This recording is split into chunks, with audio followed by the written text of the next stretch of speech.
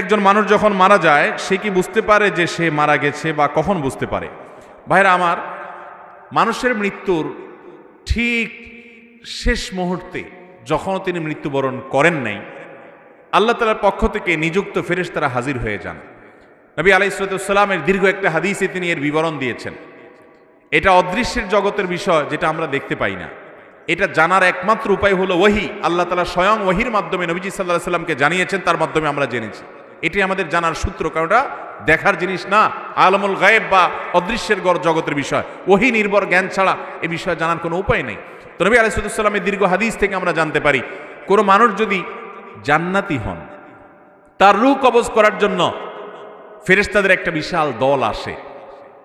তারা এত সুন্দর করে আসে, উপস্থাপন হয় ওই লোকের সামনে যে তাদের আচার আচরণ, তাদের ওই লোকটাকে অভিবাদন জানিয়ে আখিরাতের জগতে নিয়ে যাওয়ার জন্য, ওয়েলকাম জানানোর জন্য আসার যে ব্যবস্থাপনা, দামি মূল্যবান পাত্র, রুমাল, সেখানে রূহ কবজ করে নেওয়া, সেগুলোর জন্য যে আয়োজন থাকে, এটা দেখতে দেখতে সে আল্লাহর বান্দা, নেককার বান্দা, ইমানদার মানুষটা, জান্নাতি মানুষটা হাসতে হাসতে তার রূহটা বের হয় এবং দুনিয়া থেকে চলে যান।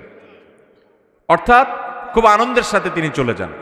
আর এর বিপরীতে যেই লোকটা জাহান্নামী, তার রূহ কবজ করার জন্য ফেরেশতাদের একটা দল আছে, কিন্তু তারা এতটা ভয়ঙ্করভাবে উপস্থাপিত হয়, এতটা তীব্র ভয়ঙ্কর রূপে তার সামনে আবির্ভূত হয়, উপস্থাপন করে নিজেদেরকে, যে সে দৃশ্য দেখে তার হাহাকার শুরু হয়। আশেপাশে মানুষগুলো টের পায় না, কিন্তু সে ঠিকই টের পায়।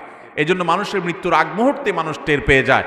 এমনকি যারা ঈমানের উপরে সারা জীবন অটল ছিল, অবিচল ছিল, তাকওয়ার উপরে অটল অবিচল ছিল, হারাম থেকে বাঁচার জন্য সংগ্রাম করেছে সারা জীবন, এই মানুষগুলোকে কোরআনে বর্ণিত আয়াতে বলছে যে তাদের জীবন সায়ান্নে, তাদের রূহ কবজ করার আগে আল্লাহর পক্ষ থেকে ফেরেশতারা তাদেরকে জানিয়ে দেন, তারা উপস্থিত হন, তাদেরকে সুসংবাদ দিতে থাকেন, আল্লাহ খাউফুন আলাইহিম ওয়ালা হুম ইয়াহজানুন, যে তাদের কোনো ভয় নাই, তাদের কোনো পেরেশানি হবে। আল্লাহ তাআলা আমাদের সবাইকে নেক মৃত্যু, ঈমানের মৃত্যু, জান্নাতি মানুষের মৃত্যু আমাদের সকলকে নসিব করুন।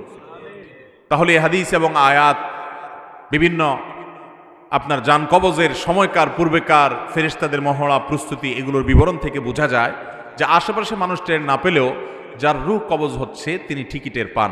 ভালো মৃত্যু, ঈমানের মৃত্যুর জন্য বেশ কিছু আমল আছে ভাই, সে আমলগুলো আমরা কোনো একটা মাহফিলে আলোচনা করবো ইনশাআল্লাহ।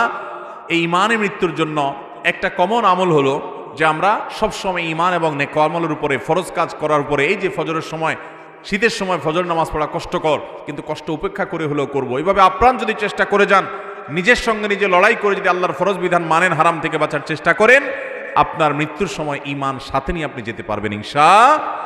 তাহলে ঈমানের মৃত্যু যখন হবে তখন সুসংবাদ পেতে পেতে দুনিয়া থেকে যাব। আল্লাহ না করুন যদি বেঈমানের মৃত্যু হয়, ফাসিকের মৃত্যু হয়, কাফেরের মৃত্যু হয়, তাহলে সেক্ষেত্রে দুনিয়া থেকে দুঃসংবাদ দেখতে দেখতে যাওয়া লাগবে। অতএব হাদিস আয়াত থেকে বোঝা যায় মৃত্যুর আগ মুহূর্তেই একজন মানুষ টের পেয়ে যায় যে তার গন্তব্য কোথায় হতে যাচ্ছে।